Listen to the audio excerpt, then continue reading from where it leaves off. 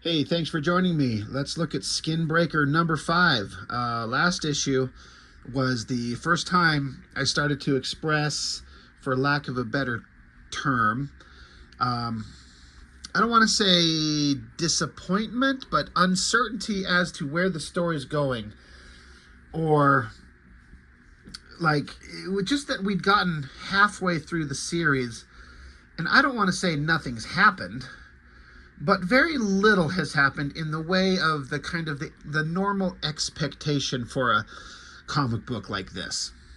So what does that mean? Does I mean you could say that it's my own fault for having some kind of expectation for a story we knew nothing about. Honestly, all we knew is that Kirkman's writing a book that David Fincher's drawing. It's called Skinbreaker, and it's like a fantasy kind of setting comic book, and they're going to do who knows, right?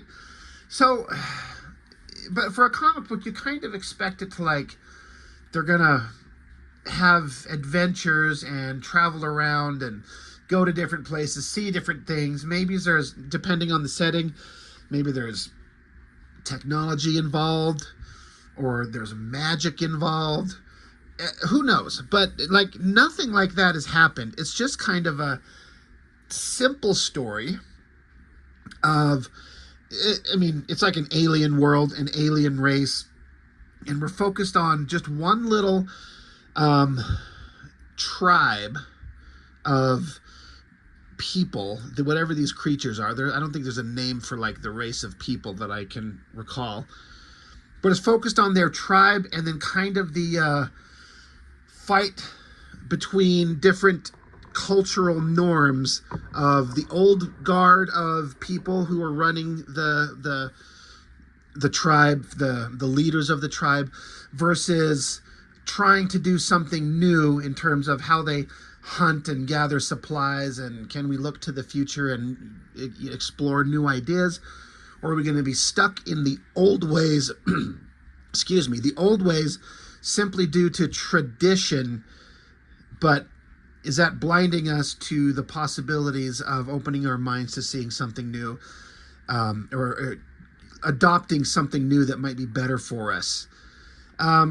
Which is all fine, but again, 5 issues in, having gone through this issue, it's like I'm starting to sort of understand where it's going a bit.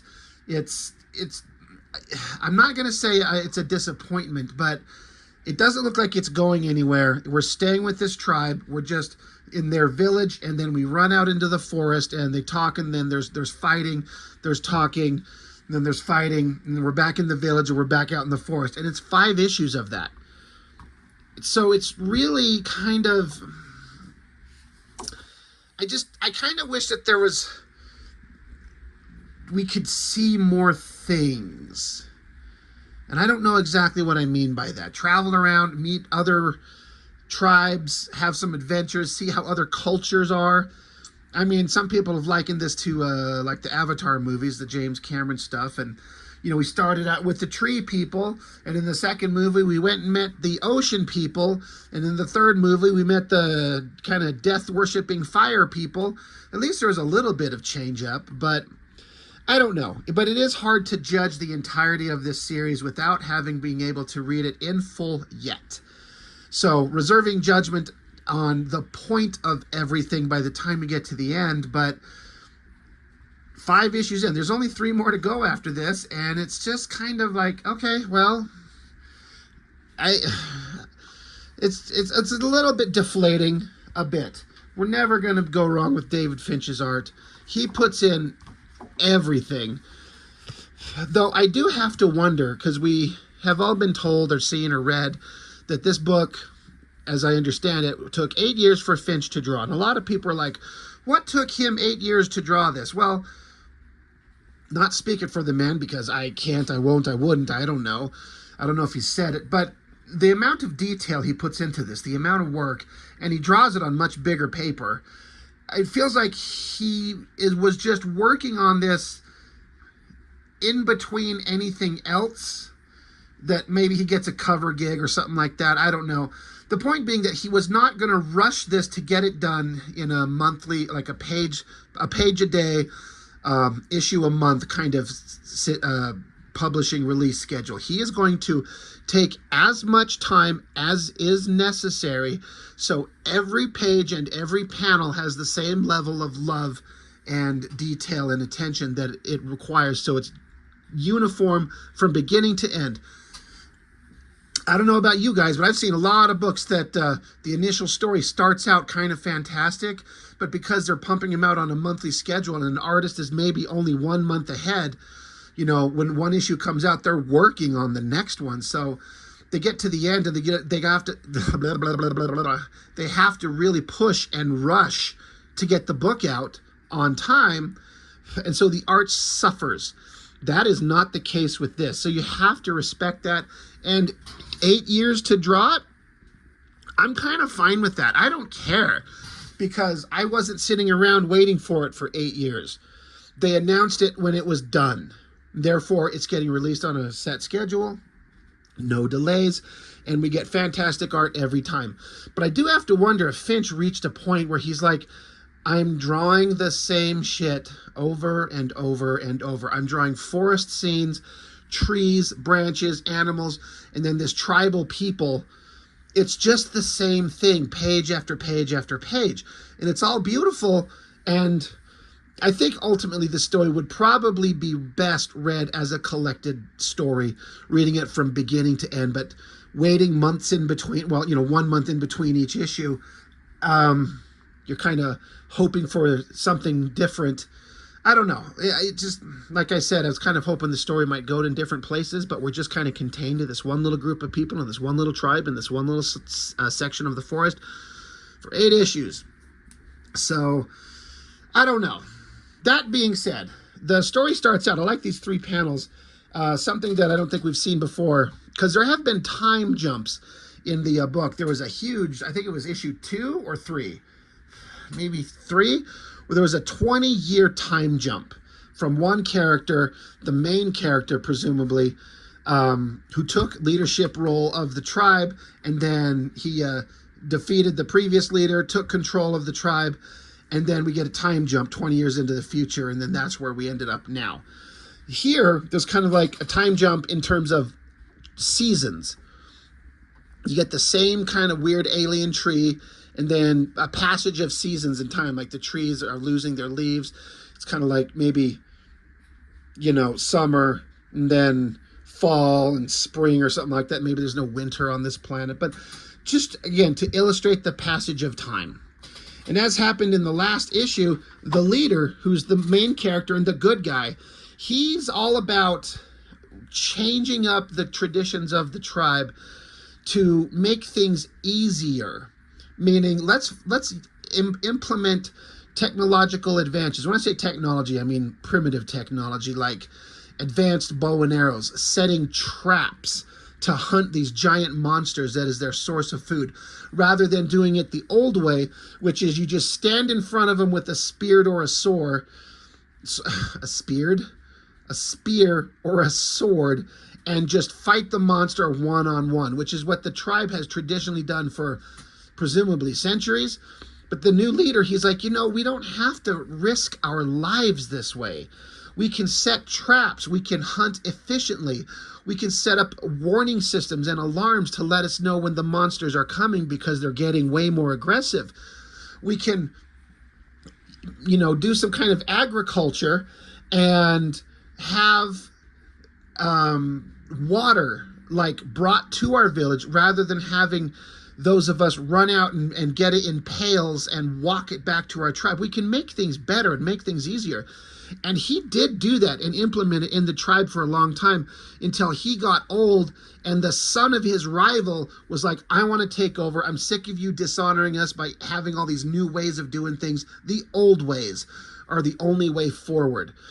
And so old leader gets in a fight with the son of his rival, the younger warrior, and they fight. And the last issue ended kind of interesting, where the leader kind of cowardly gave up his weapon and snuck off after he was kind of losing the fight, and just disappeared into the forest. And I was like, oh, that's kind of an interesting idea, but it's also kind of, it's cowardly for lack of a better descriptor. But the guy must have a point, a reason. So it's interesting that he takes off, and then now the tribe is in control of the son of the rival, and it's like the potential to lead the tribe to ruin is great. So here we start off the non-warrior cast of the tribe. They're out gathering fruits and vegetables and stuff. And they're like, we got to clear this area of food. We got to move on, and just keep gathering. Now this is, I think, supposed to be the wife, the elderly wife of the elderly leader who disappeared. The good guy, the hero of the story. She's searching through the forest, and her husband, the guy who took off and vanished, he's right there. He grabs her. He sneaks up to secretly talk to her, and she's like, you brought shame to us. You took off. You ran. There's dishonor. How could you do this? And he's saying, I'm sorry. I couldn't leave you to Paka. That's the son of his rival, the guy who's in charge now, the guy who's just a big brain-dead, like, barbarian idiot who won't change. He says, I couldn't leave you to his whims. I know he's going to bring about the end of our people. He doesn't see beyond his own desires. The hunted have turned hunter. Attacks on our camp will happen more often.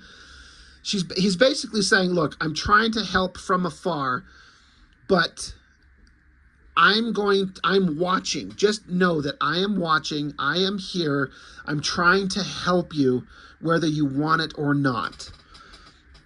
And the wife is saying, we have to gather extra food, because if we don't, then the hunters will starve and we won't have any warriors to protect us. And we only get to eat the scraps of food when the hunters are full. She's like, these are dark times for our people. So already things are bad. And the husband, he's like, know that I am watching, and I will help in any way that I can. I am still with you, and I will find a way to stop him. So, all right, we get the point. He didn't just take off. Again, he's playing the long game and going to try and help from afar. So as she comes back to the group, some of the younger kids are like gathering this food, and they're like, I'm hungry. Can we eat now? And the old woman's saying, we can't. We got to follow the rules. We have to take all the food and ration it out amongst everybody so we can all get an equal share of what's been gathered. That's what we have to do. So then they go back to the village. Here's the leader, Paka. And he's like, oh, let's see what our brothers and sisters have brought us. And then you basically find out here that Paka and the hunter class, they get to eat as much as they want first before anybody else, using the excuse of, you need us for protection, so we have to be big and strong. So we get to eat, and if there's anything left over, that's what you get. Because if the hunters go hungry and they get weak, then everyone dies. So the smaller, weaker people don't get to eat anything. So the mom goes up to to her own little cave hut or whatever. There's her son. This is the son of the old leader of the tribe, the one that's hiding in the forest. They go inside their little hut, and they see there's a captured giant piece of meat of some type. And they're like, holy shit, where did this come from? Go get some of the others. But don't tell the hunters. If the hunters know that there's meat here that someone brought to us, obviously it's the husband. I think his name's Enoch. I have to keep remembering these things. But obviously he brought it for them to feed them. But they're like, don't tell the hunters, because if they see this, they'll take it, and then, again, we won't have anything. So they're talking amongst themselves. They're like, who the hell would have done this? Who would have secretly hunted something and got it to us and brought it? Cut to out in the forest. There's our leader guy, the old man. He's up in there's a term for it, where you're up in a tree and kind of positioned off the ground to have an elevated view to look down and around and keep yourself out of reach of monsters. He's hanging out up there. He's feasting himself. He's eating. He's got a weapon, So he's got a plan, and obviously he's helping feed his tribe. Cut to another scene. The hunters with Paka, the leader, they're like, stay close. Silver Fang are near. I can feel it.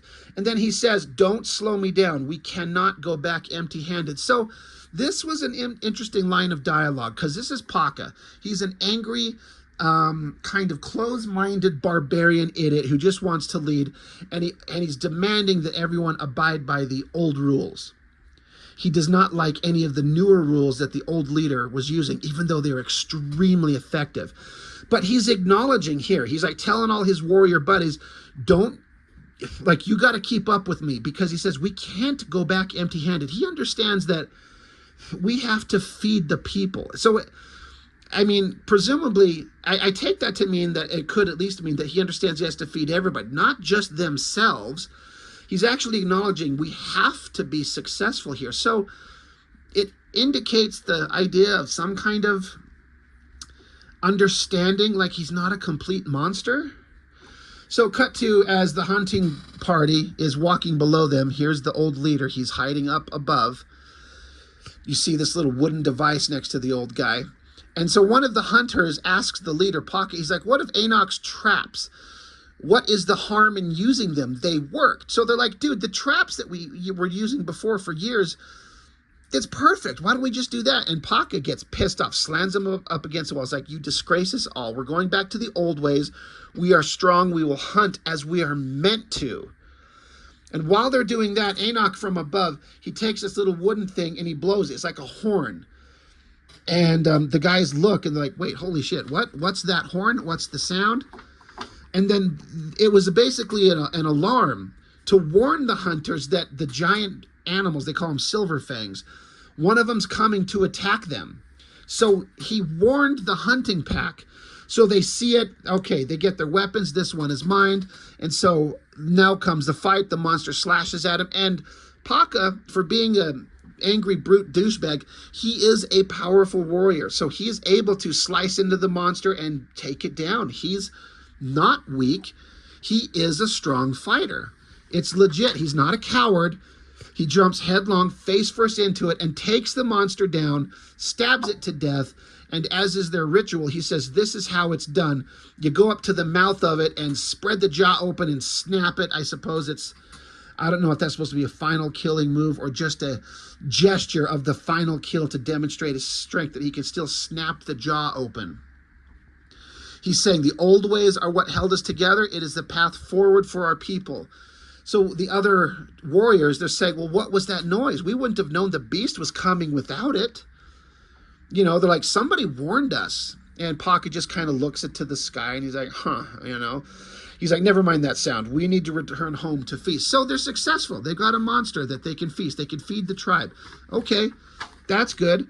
Awesome splash page. Everyone's eating. Everyone's feasting. Pocket notices that some of the people in the overhead, the wife and the son, they're looking down a little bit kind of disappointed. And Pocket notices that. But once again, the horn sound that come earlier that warned him of the monster attack, you hear the horn again, and the warrior class guys all look, and Paka stands up. He's like, that noise. And one of the other guys is like, it's the noise just like before from in the woods. And Paka's like, I know. And the wife and the son up above, she understands what's going on. She's telling all the other people with her, like, come with me now. We got to go. We got to run. We got to go. Why? Because at least 3 of the Silver Fang monsters are attacking the tribe. Paka's like, we're under attack. Arm yourself. So they all gather their weapons. And the wife and the son and some of the weaker people are getting into a cave. And they're like, how did you know to run? How did you know how to hide? And she's like, just hurry inside. So down below, the warriors are fighting, but they're losing several people. Several of the warriors are getting killed. Paka's like, stay with me. Follow my lead. They're like, yes, we're with you. Let's go. Giant monster comes running and he slices it and, hurts the monster very good. From out of nowhere, mysteriously, giant spear flung through the air, stabs into the monster's head, and it drops it down and kills it. And none of the warrior class understands, what was that? Where did that come from? What? Where? More monsters are coming, so they have to fight. And Paka, again, being strong, the monster jumps and he ducks under it, slices its guts open, just shreds it, drops another one. So they have a momentary pause. Monsters are down. Their warriors, some of them are dead on the ground, bleeding out. Paka is looking, kind of not paying attention. Someone warns him verbally, Paka, and he turns and looks with a shadow over his face. Giant silver fang monster coming down on him. He's going to die. But right at that exact moment, bam, another spear thrown from above into the monster's head, kills it and drops it to the ground. And there's Enoch right there watching from above, helping.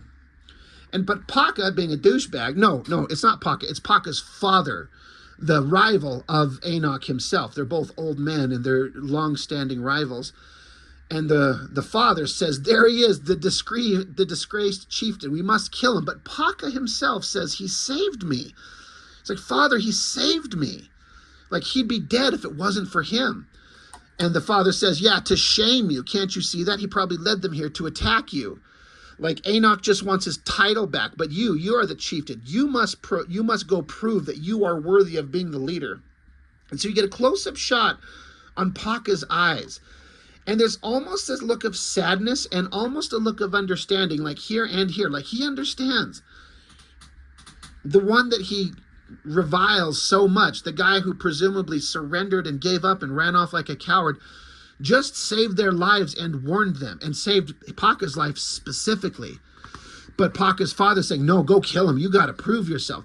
So awesome double page spread here. And Paka says to his father, he's like, no, I will hunt him and I will see him dead for the disgrace he has brought our people, but not until the new sun rises. Tonight has seen too much bloodshed already. He's like, I'll go hunt him personally tomorrow. Tonight, enough of us has died.